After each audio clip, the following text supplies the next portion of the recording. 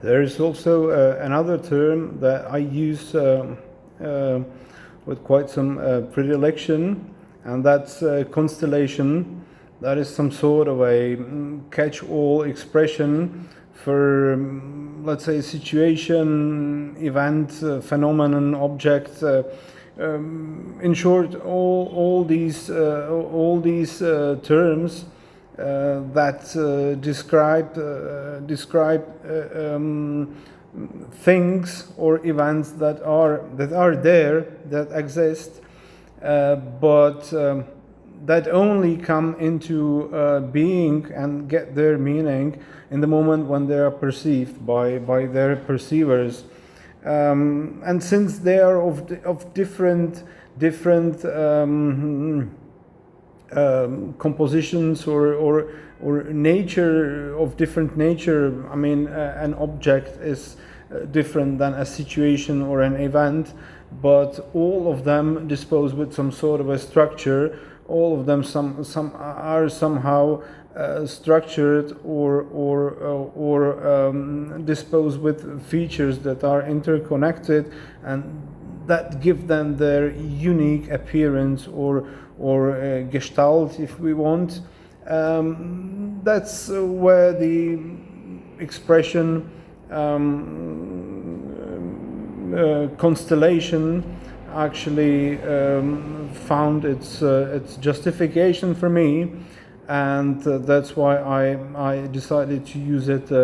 relatively often to describe as some sort of a general term for all these perceived types of objects or situations.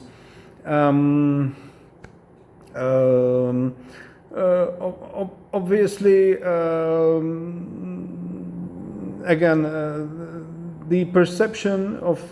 any of these constellation is the moment where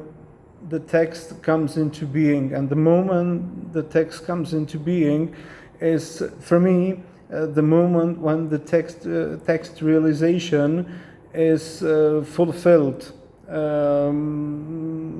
which means the whole process has been completed. That starts from the author and his intention, his goal, his strategic idea, that he converts more or less successfully, more or less convincingly, more or less well, better or worse, into his text. That can be considered as some sort of a potential standby potential or medium that only gets its meaning in the moment when it's perceived by the perceiver. And that is also the moment when, in my understanding, the act of perception or text realization, if you want to look at it from the outside, not from the point of the author, nor from the point of the recipient, but somehow in general, then of course we don't call it creation, text creation or text perception, but the name would be text realization. That is the moment when this text realization is completed and complete. Again, of course, from the point of the recipient of such a text, his reception or perception of such a text is always a combination of his own input, of his own characteristics, be it personality, his expectations,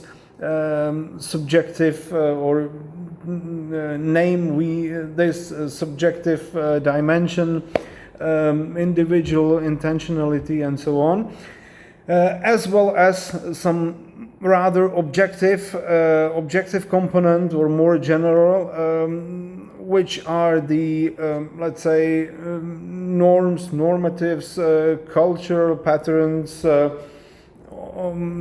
cultural guidelines, and so on, by which the not only the author but also the recipient is somehow constrained to be perceiving the author's text in already somehow pre-organized or pre-formatted way, and which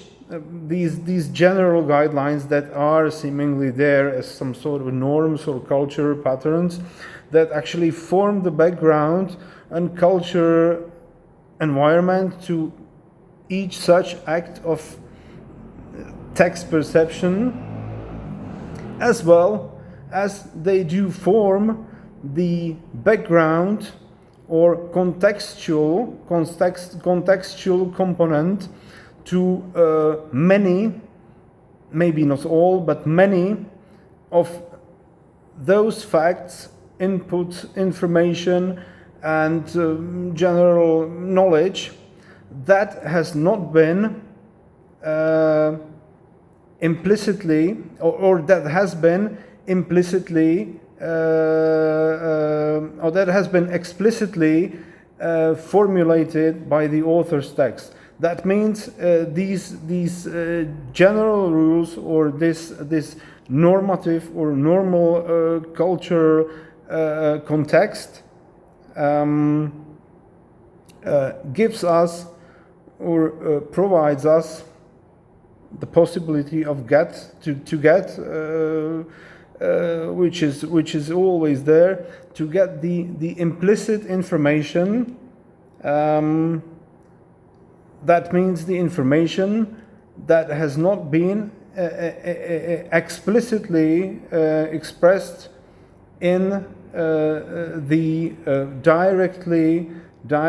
formulated primary author's text, that in this case has been brought into the foreground. While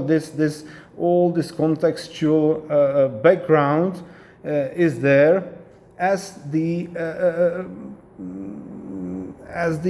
potential